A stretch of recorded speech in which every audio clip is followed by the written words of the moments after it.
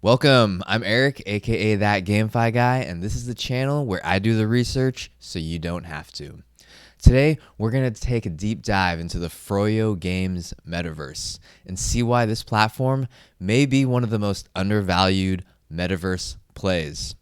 We're going to take a look at the recent announcement and partnership and get into the platform, token, and team just to see what these guys are all about. Don't forget to like and subscribe to keep on discovering new games. And as always, this isn't financial advice. It's just for information purposes. All right, let's take a look. All right, so let's take a look and see what Froyo Games is first, and then we can talk about their most recent tweet and partnership. From one of their AMAs and Binance Chain News, they talk about how they're a full platform. They have it all. IGO Launchpad, NFT Marketplace, software development kit, GameFi, social marketing platform, and of course, high quality games and an NFT Launchpad. They're also on both Binance Smart Chain and Ethereum, so no one gets left out, in their words. And they go on, the next question they talk about where you're going to get your games, and they mention this company, iCandy. It's the largest gaming studio in Southeast Asia and Australia with more than 500 employees and over 300 plus games. They talk about how they are one of the most important strategic developers in their early stages. And there will be more developers in the future. If you go to their website, you can see the games that are being in development. They're currently the ones they show 4 of them, and 3 out of the 4 are being developed by iCandy. So the only one that's not, so iCandy, the only one that isn't is this Moonverse, which is being done by Jarekverse. All right, so now that we know iCandy is very important to Froyo Games, especially early on, their most recent Froyo Games tweet, actually, it's not their most recent. I'll share this embarrassing tweet I made to Froyo Games after this, but they tweeted their strategic partner iCandy is acquiring a controlling stake in Storms, which is a game developer company founded by these telecom companies, granting us access to massive user base in Singapore, Australia, India, Thailand, Korea, and Indonesia. So how massive are they talking about? Well, if you go to their website, the Storms website, they mention that they have access to over 700 million users of those telecom companies. And not only that, but they have a huge library of premium games with over 100 games and IP rights. So what that kind of means in my mind is that pretty much Froyo is going to, Froyo through iCandy is going to be able to pre-install their games onto people's phones. So when someone buys a new phone, you have all that pre-installed software, and hopefully those people aren't like me and delete everything right away. And assuming they don't, people will be ready to go right off the bat and be able to jump in the metaverse that Froyo has created, which is huge. Like that takes away a huge barrier of entry right then and right there. All right, so really quick, here's that embarrassing thing I was talking about. I'm trying to tweet more, which I never have done really in the past. And I was doing research and trying to figure out why iCandy or Animoca, I couldn't find an announcement on their part that they've partnered up with Froyo Games. So I just sent a tweet like, oh, hey, can you confirm the partnerships with Real Froyo Games? It'd be nice to see an announcement on from their ends. And, it was kind of, I didn't mean for it to be an attack, I suppose, but it could definitely have been interpreted as one. But yeah, they were like, lol, we don't have the time to do nonsense like that. Please do your own research. And they sent, if you don't know anything. And of course, right on their partnership website, there was Froyo Games right there. I just couldn't find it for some reason initially, and it was, yeah, I don't know. It was in a weird layer or something. I don't know, but yeah, that was kind of embarrassing to get called out like that, especially because I'm supposed to be the one doing all the research. But anyways, that's that. Speaking of Animoca brands, I wanted to also highlight them because they are one of the biggest, if not the biggest, strategic investor in Froyo Games. And Animoca brands, at this point, they're probably the biggest NFT metaverse company out there.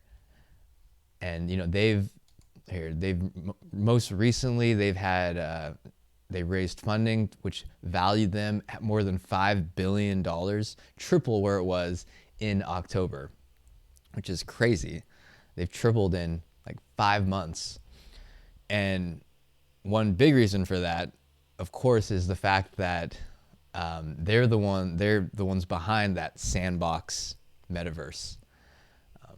So if they can help and turn Froyo Games into, give them the valuation of even a fraction of Sandbox, you know, Froyo Games has a lot of potential. And the last big partnership I wanted to talk about was this Lemon Sky Studios. And if you go to their website, these guys, they were founded in 2006, and they're an art outsourcing studio with over 300 creative talents. And look at their list of clients: Blizzard Entertainment, Naughty Dog, 2K Games, Bandai Namco, Capcom, Microsoft Studios, EA, Disney, and Nickelodeon. So these guys have worked on a lot of AAA games, and the fact that there's this kind of talent, artistic talent, being partnered up to help work on Froyo Games is huge. Like, that's the one thing missing really in a lot of these, you know, at least the Binance Smart Chain games I've been looking at so far, is they're very, you know, we haven't really seen many AAA visual looking games. Okay, before we get to the token and tokenomics, let's take a look at their website really quick. This platform is early, so they don't actually have any games released yet, but you can watch a hype video and see their first 4 games that they have that will soon be coming out. If we take a look at the roadmap, they'll tell you that, well, first they're going to release the NFTs for the game and allow staking. And by Q2 of 2022, it looks like the first game will come out, which is Crypt Ant Crab. And by the fourth quarter, their 5th and 6th game should be out. So going back, yeah, again, store, nothing happening yet. The game box, which is, I guess, mini games, so you can earn tickets that you can use to get some raffle prizes, is not open. And for the token, you can buy it on PancakeSwap, and you can also stake there as well. Eventually, like, based from the roadmap, you're going to be able to stake NFTs to earn Froyo tokens, but that's not open yet as well. And then documents, you have the white paper. All right, let's take a look at the Froyo token, which is called Froyo, F-R-O-Y-O. And right now it's almost at 8 cents. They've, in the last week alone, they've pretty much doubled in price. They have a fully diluted market cap of around almost $80 million and a volume of 1.5 million. So let's compare this 80 million fully diluted market cap with some other metaverse plays. And the first one we'll take a look at is Sandbox, because they're the ones that was done by Animoca. And right now, Sandbox is valued at $14 billion, that's almost a 200 times differential compared to Froyo. So if Animoca can work their magic on Sandbox, or the way they did with Sandbox, to Froyo. Like, it doesn't even, the potential is huge for Froyo Games. Let's look at some other ones. We have another big one is Gala, and that's valued at almost 13 billion. So very similar valuation to Sandbox. In the Binance Smart Chain, we also have Mobox. That's a popular one, and right now that's valued at $3 billion, which again, let me do the math really quick. Divided by, we'll say 80. That's almost a 40 times multiple compared to Froyo. So Froyo is in my mind, very undervalued at the moment. There are no games on Froyo's platform, but they have games coming and big partnerships. So I feel that for the potential that Froyo has, if they can even come close to these valuations, that's a huge price increase from their current 7 or 8 cents. Looking at their token distribution, you can see that the team and strategic partners, here we go, account for around 15% of the tokens. And we also have 8 going to the strategic sale, so for private investors, and 3% for the seed round. Almost 7's going to the Pancake Swap IFO, and the rest, which is 67% about, is left for the ecosystem fund and for players, which is, in my mind, it seems pretty fair comparing to other Binance Smart Chain platforms. And similarly, the token distribution or the token cliff and lockup periods are kind of the same as well, with the team and strategic partners having a 12-month cliff, after which 48, it'll take 48 months to get fully vested. And for the strategic sale and seed round, you can see that a small percentage of the tokens were already generated or allocated to them at the token generation event. And it will ultimately take 3 years for the entire supply of tokens to be fully vested, to be sold off. Looking at how you can earn Froyo tokens, it's just further down on the white paper. They mention you can stake in-game NFTs to earn Froyo tokens. Of course, there's play to earn and play to win, which is that game box, which is like a raffle system. And once you get more NFTs, you can sell them at the Froyo store for the Froyo tokens. The kind of reasons why people are going to want to hold on to the token, as I mentioned, or I didn't mention, it's up here. They talk about token holders can stake their Froyo tokens for vFroyo, which is the governance, and you can vote on reward gauges for new gaming tokens that'll be featured and used in upcoming games. So basically, people are going to want to hold on to their Froyo tokens so that they can collect these new in-game tokens and use that to play those new games. I wish there was some kind of, it doesn't appear to be any kind of burning mechanism, but the fact that there's a governance model set up, hopefully those kinds of functions or mechanisms can be introduced at a later time. The last benefits to why you want to hold on to that Froyo token is just down to this next section. Besides staking rewards, those who stake their Froyo also can stand to earn the following benefits. You get early access to potential NFT drops, and also eligibility to test new games before their public release, and have access to content creation within said games. And, of course, as things come up, there'll be more opportunities in the future. All right, in the beginning part of the video, I talked a lot about the big partnerships and investors working with Froyo. I haven't mentioned the team yet, and the team is anonymous. I'm in the About Us section, and you don't really see anything about any specific team members. And of course, that always makes investing in a project riskier. But the fact that these people have partnered up with such big funds and companies already, that definitely brings a lot of trust to this anonymous team. At least in my mind, it does. So I'm not too worried about that fact that they're anonymous, but it is for sure something to note. Go into their social channels. They actually don't have as many followers compared to other Binance Smart Chain ecosystem games.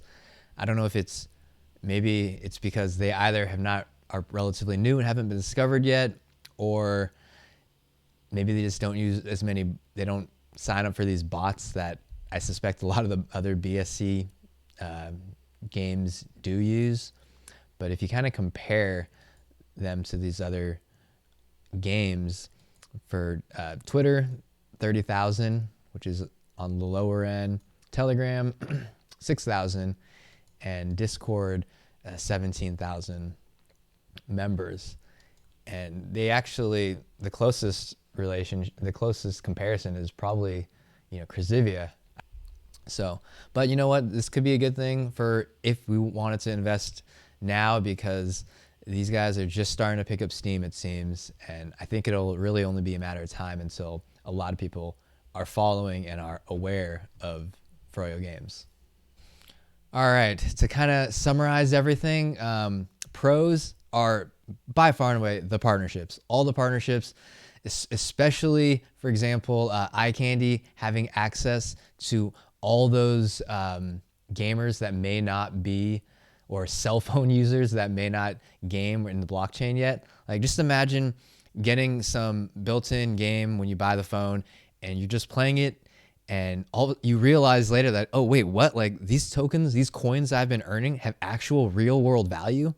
Like, especially, I'm assuming there's going to be no entry cost into these games. But once people find that out, like, that's going to trigger something, and people are going to get super into it, in my mind. So having that kind of exposure is going to be great. The other pro, very low diluted market cap, especially as we were comparing it to the other metaverse ecosystems. I think this project has a lot of room to grow, even though they have no games out yet. And the other thing is that there's relatively low team/partner token distribution. You saw that a majority of these tokens are going into the ecosystem so that players will be able to be a part of the token economy. Some of the cons is that the biggest red flag, again, is the anonymous team. But of course, considering those partnerships, I don't know if there's some tie between them, but there's definitely some kind of relationship and trust between these big companies and Froyo. So that is reassuring. The token ecosystem is not entirely clear, especially because none of the games are out yet, and every game is also going to have their own token ecosystem. So that's just really, we just got to wait for that. And I kind of wish, just based on what we saw today, I kind of wish that there was some kind of burning or profit sharing mechanism in place to help mitigate some sell pressure from the token. But, because of the fact that there is a DAO, hopefully those kinds of things can be introduced at a later point. And the last con I would say is that there's low social channel members or followers. And, like I said, it could also be a good thing, just because it might mean that we're here early. So yeah, that's about it. Like, overall, I'm really excited about this platform and can't wait for these games. It's gonna kind of suck to wait those few months for these games to come out, because there will be kind of a wait. But yeah, it's about it. Thanks for watching. And if you have any questions or you want to see me talk about any other games or platforms, let me know in the comments below. And otherwise, I'll see you soon. Thanks for watching.